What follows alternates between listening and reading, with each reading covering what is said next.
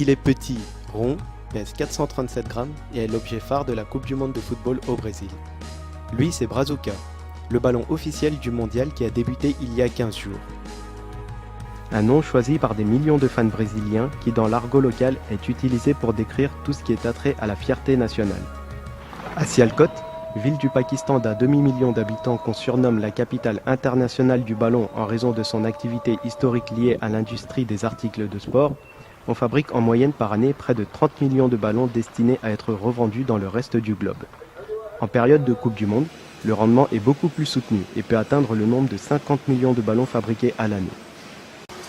C'est une grande fierté pour nous les Pakistanais de fabriquer l'objet le plus convoité durant le mondial et qui va servir aux grands joueurs comme Messi, Ronaldo ou Ribéry.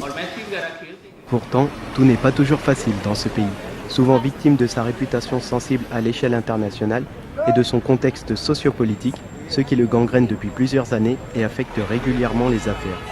Malgré cela, cela n'empêche pas certains grands groupes de continuer à travailler avec le Pakistan, parmi lesquels le géant Adidas, un des principaux sponsors de la FIFA qui se fournit depuis plus de 30 ans en ballon dans ce pays. Nous sommes chez Forward Sports, l'un des deux sous-traitants du groupe allemand.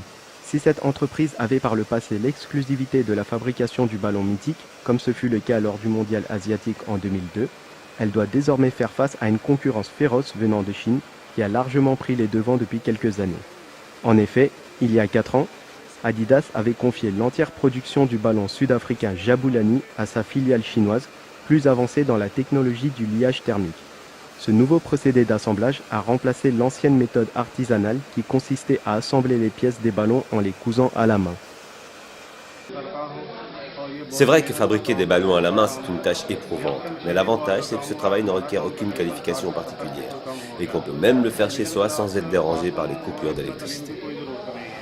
Une main-d'œuvre peu onéreuse et un savoir-faire vieux de 100 ans datant du temps des colonies britanniques qui permet au Pakistan, et en particulier à Forward Sports, de garder la mainmise sur le marché des ballons répliques qui se vendront aux alentours de 30 € l'unité aux consommateurs occidentaux. L'entreprise l'a bien compris. La force de sa production réside dans l'investissement de son matériel, mais aussi dans l'expérience de ses quelques 2000 ouvriers. La raison pour laquelle on accorde une importance toute particulière ici au bien-être de ses troupes, avec la mise en place de plusieurs services comme une aide médicale ou un système de transport privé destiné aux femmes et aux travailleurs résidant loin de l'usine.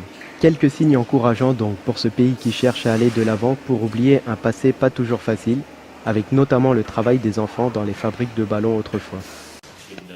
Il y a près de 20 ans, des mesures ont été prises pour attirer l'attention sur le travail des enfants au Pakistan.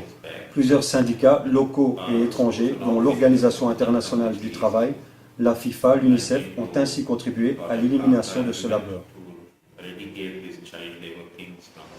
Le monde du football industriel au Pakistan est donc en constante progression. Et même si son homologue chinois demeure en avance dans la production de ballons, avec notamment le marché du ballon de la finale à son actif, on se réjouit à Sialkot d'avoir redressé la barre en restant un acteur clé de ce scénario. Une façon comme une autre pour le Pakistan de s'inviter au Brésil comme le 33e pays participant à la grande messe du football.